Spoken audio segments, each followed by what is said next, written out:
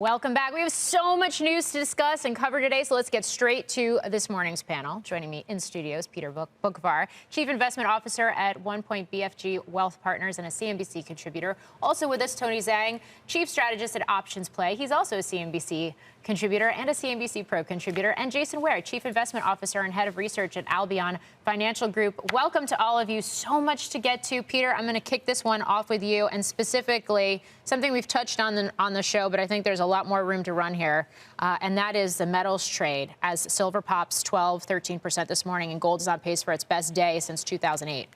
Well, Friday was a big deal in terms of breaking this parabolic move. The fundamental perspective is still intact. Central banks want gold. It's the most important reserve currency in the world.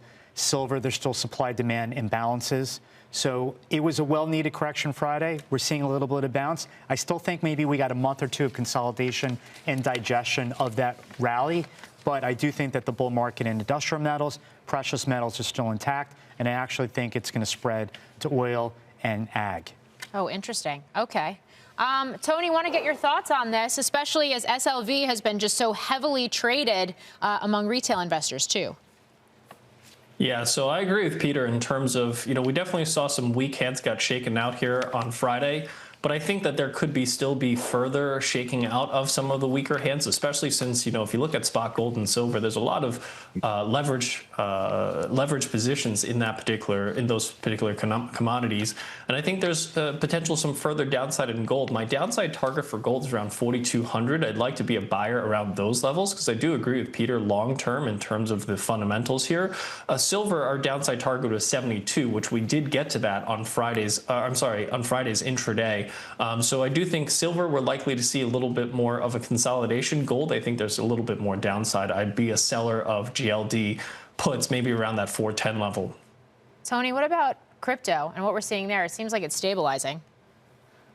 Yeah, we're seeing it stabilizing as well, but the downtrend is clear. I don't think that there's a lot more downside in terms of Bitcoin, especially since the overall risk market still seemingly is holding up at the moment. But we definitely have starting to see that correction in Bitcoin, and I think this $70,000 level here on Bitcoin starts to be an interesting level for buyers to step back in.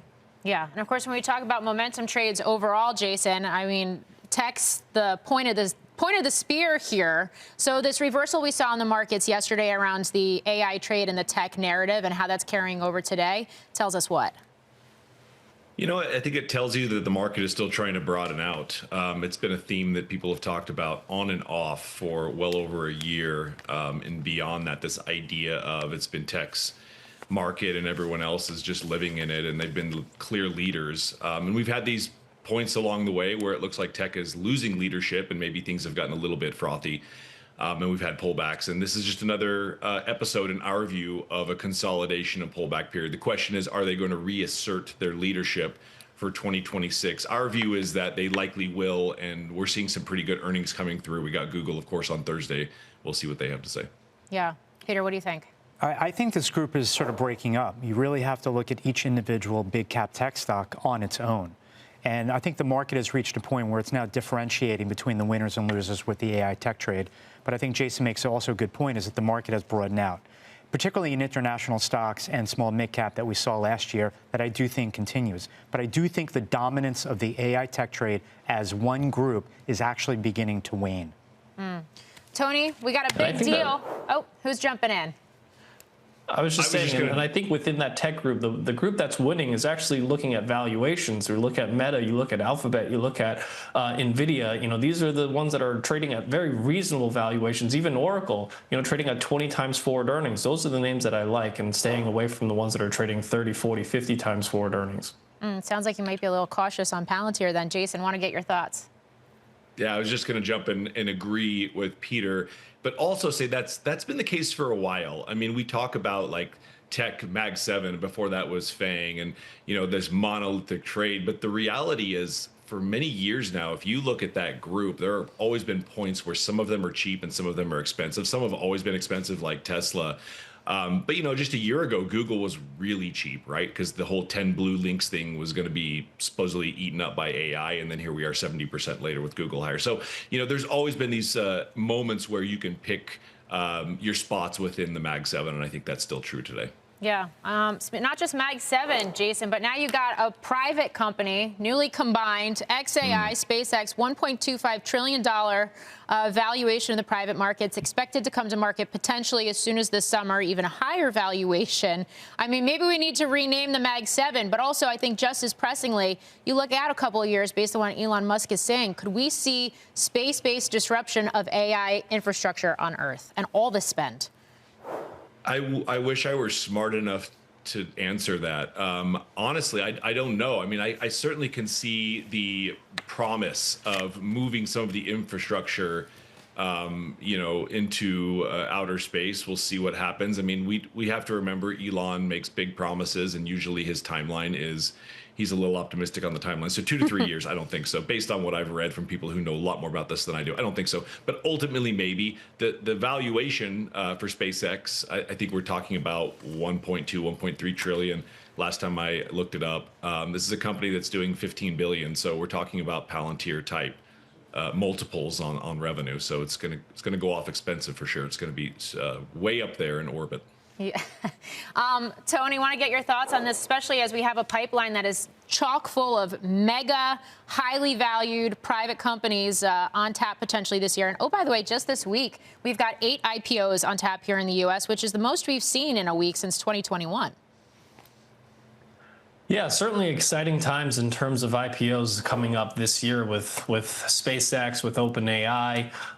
With regards to SpaceX, it's trading at rich valuations for, because of Elon Musk. But even if you look at Tesla, right? I mean, arguably that is a business that is in decline, yet still trades at 250 times forward earnings. SpaceX and XAI arguably are in its infancy and has a lot more upside and a lot more optimistic outlook here. So I think that 1.25 trillion is probably, in Elon Musk's circles, still on the cheap side and has some substantial upside potential from where it is here, just purely from a momentum and speculative perspective. Yeah. Peter, we're talking about this despite the fact that we have a steeper yield curve. We were just a lot of hand-wringing in the market just 2 trading days ago, about the so-called Warsh effect. And oh, by the way, a global trade that is propelling yields higher right now as well. Well, interesting today, the Reserve Bank of Australia actually raised interest rates. Yes. So we had the whole world cutting outside of Japan. And all of a sudden, they cut enough where, okay, maybe this was too much. Inflation pressures have not been fully killed yet, and it's actually time to raise interest rates. To me, the rise in long-term interest rates, the elevated levels, should be a big focus of people. All right. And you're watching Japan here, too. Japan in particular, I think the weakness in the yen, the rise in the JGB yields, has global money flow effects and potentially economic impacts from that. Okay. Jason, I'm going to circle back to you on this. How closely are you watching the bond markets, fixed income? I mean, yesterday we were very focused on Oracle and CDS and the fact that they're going back to the debt markets. Do you have to factor that into your tech thesis? We watch it pretty closely. At Albion, we manage balanced portfolios. So we have clients in fixed income in various areas within the credit market. So it's important from that perspective, but it's also important as a market signal. Looking at, what the bond market is saying about where we sit at any given moment in terms of economic growth and inflation expectations.